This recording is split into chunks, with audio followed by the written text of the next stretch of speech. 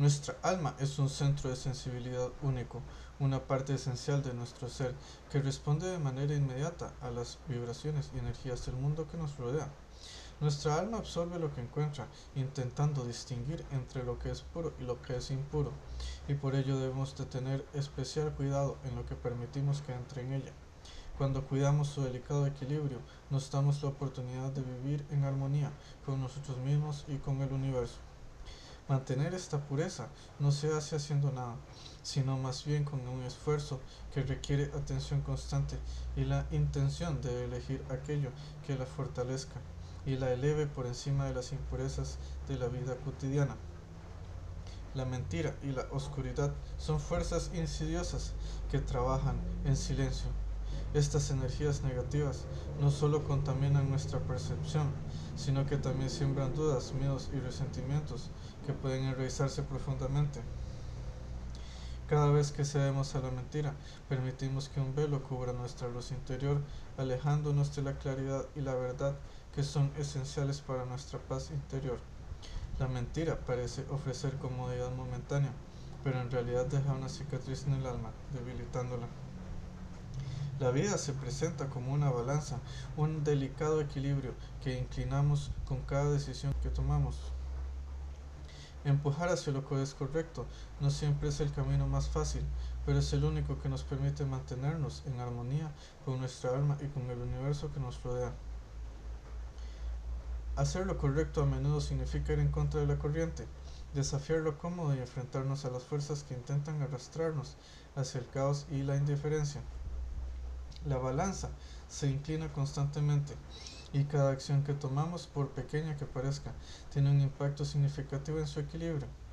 Este esfuerzo puede parecer agotador, pero es la perseverancia donde encontramos nuestra verdadera fuerza. Hay momentos en los que el alma humana se enfrenta a una derrota que trasciende cualquier ámbito físico, emocional o intelectual. Es una derrota que golpea el núcleo de nuestra moral, despojándonos de toda pretensión de victoria o resistencia. Este es el caso de aquel que se encuentra frente al Cordero, un ser cuya perfección y victoria son tan absolutas que toda lucha, todo intento de posición se vuelve inútil. El Cordero, en su grandeza, no puede perder.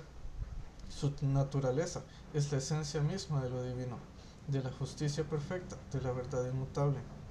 No puede haber un ganador más grande, pues su victoria no es solo un hecho consumado, sino un principio eterno. Enfrentar al Cordero significa enfrentarse también a uno mismo, a la profunda conciencia de que toda resistencia, todo intento de desafiar sus reglamentos, no es más que una sombra frente a su luz infinita. Esto genera un daño moral incomparable, una herida en el orgullo y en el espíritu que surge del reconocimiento de la propia insuficiencia. No hay humillación más profunda que descubrir que la lucha es inútil.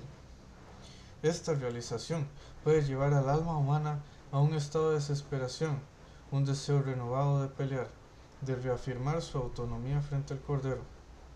Sin embargo, pelear aún más no es la respuesta.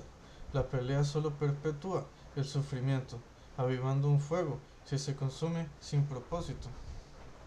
El único camino posible ante el Cordero es la aceptación. Resignarse no es un acto de derrota en el sentido mundano, sino un acto de entrega, de alinearse con una fuerza mayor. Resignarse al Cordero no significa rendirse por debilidad, sino reconocer la verdad última, que sus reglamentos no son imposiciones arbitrarias, sino el reflejo de un orden justo en el que se busca el bienestar de toda la creación. La aceptación del Cordero y de sus principios es, en última instancia, un acto liberador. Libera el alma del peso de la culpa, de la carga de intentar lo imposible, de la trampa de la autoafirmación. El alma encuentra descanso no en la derrota, sino en la integración con lo justo. Es importante entender que el Cordero, en su perfección, no desea imponer este daño moral.